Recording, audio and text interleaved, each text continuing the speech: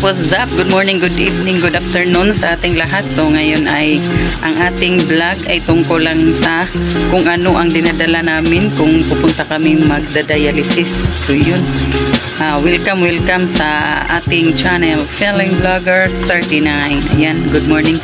So nandito tayo ngayon sa tindahan namin at ako'y magpapakita sa inyo kung ano-ano. So medyo madami ang ating binibitbit para tayo ay makapunta doon. So start na tayo. Pasensya nga pala nga kayo dyan guys, medyo mapula pa ang ating mata. So at least medyo okay na. So unang-una dyan, papakita ko sa inyo, syempre hindi tayo makakapunta ng hospital kung wala tayong mask. So ayan, so hindi naman namin dinadala lahat yan. So magdadala lang tayo ng kahit 4 na piraso lang nito. So kasi minsan 'di ba napuputol to dito sa handle, so, dito sa tenga. So dapat may extra din tayo. So ayan, dahil hindi tayo makapasok pag wala tayong face mask. At syempre may dala kaming extra t-shirt. So isa sa akin, isa sa asawa ko, dahil pupunta kami doon nasa 9 AM pa. Medyo mainit pa hanggang minsan kasi nasa 1 to 2 PM pa kami makapasok. So depende. May towel din tayo para sa ating pampuna sa mga, syempre mga pawisan tayo doon sa labas, mainit kasi. At of course, para rain or shine, meron tayong payong. So Girl Scout tayo ngayon. At ang aming pangtakip sa mata, ayan, lalo na ngayon na irritated ang ating mata, importante na may protection tayo sa ating mata. At syempre hindi mawawala ang kanyang kit. So ipapakita ko sa inyo ang laman nito. So of course, ang laman nito, yung number 1 na ang thermometer. Yan, digital thermometer, para anytime makacheck tayo kung may maramdamang hindi maganda. Ito din naman ay glucometer. So nandito ang pang-check ng kanyang sugar, kung na-high po ba siya or okay lang ba ang kanyang sugar. So glucometer, siguro alam niyo na yun, glucometer, no? Pang-check ng kanyang sugar. So yun, nandito sa loob. So para may idea yung iba, siguro hindi nakakita pa yun. Ito. So yan, baterya, nakabattery. Tapos meron din tayong dalang glucometer. So yan naman ay siguro lahat ay alam na kung ano to. Pang check ng ating oxygen sa katawan at ang pulse at ang ating heartbeat, oxygen level at saka ang heartbeat natin. Ayan. So dito makikita, pasok lang natin ang ating hintuturo. So ganyan. So familiar na siguro ang lahat nito. So yan. Yan ang laman nun. Tapos syempre yung mga gamot niya, dadalhin din natin.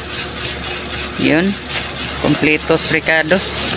Lalo na yung pang BP, sa pang blood pressure niya. Kasi minsan biglang tumataas. So para komportable, may unan tayo para sa leg, no? para pag nandun na siya sa loob, pwede niyang gamitin to, lagay sa liig para komportable din. So while waiting sa labas, dahil mainit, hindi rin mawawala ang ating paypay, yun, at sirang-sira na. Sirang-sira na ang ating pangmaypay. Meron din tayong dalawang kumot, yung isa bedsheets at yung isa is kumot. Dahil ano yan, reclining yung ano nila doon, upuan, pwede siyang gawing parang bed. So mag bedsheets ka lang doon, so sarap na ng tulog mo doon sa loob. Of course, hindi mawawala ang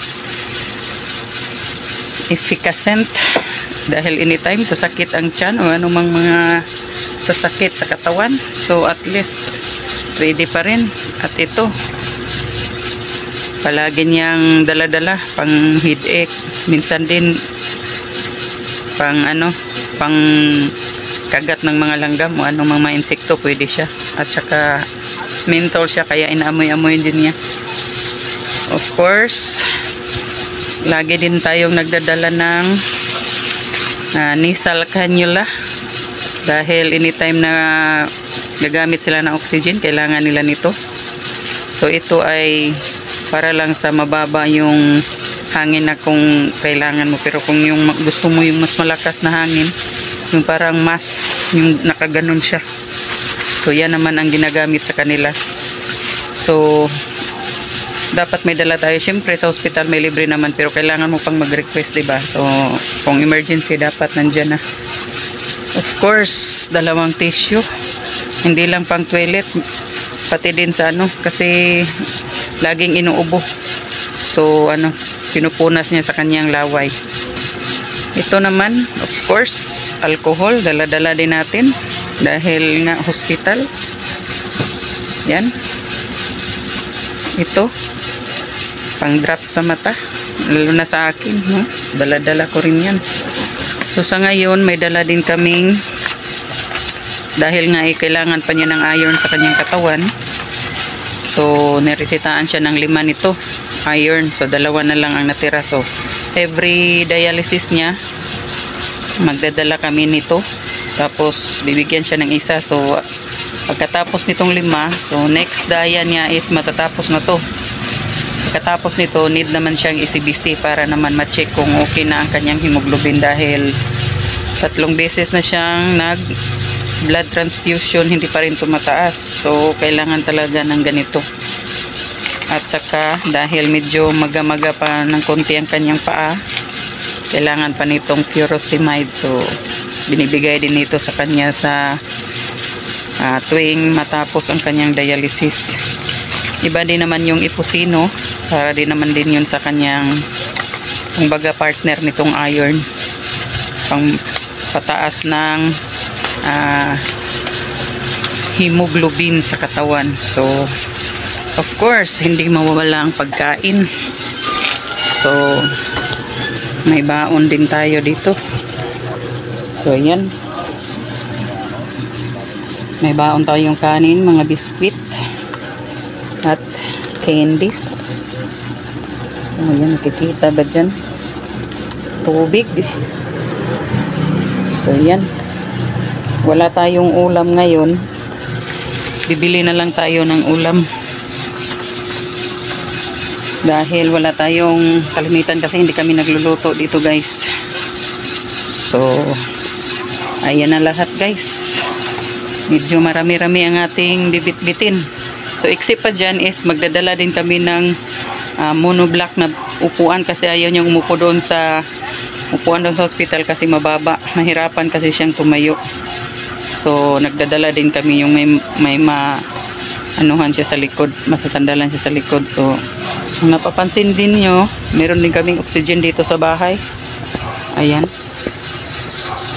50 kilograms yan, dahil ni-require na sa kanya para at least anytime na bumababa ang kanyang oxygen sa katawan is ano, meron tayo agad-agad magagamit, hindi na tayo kakabahan.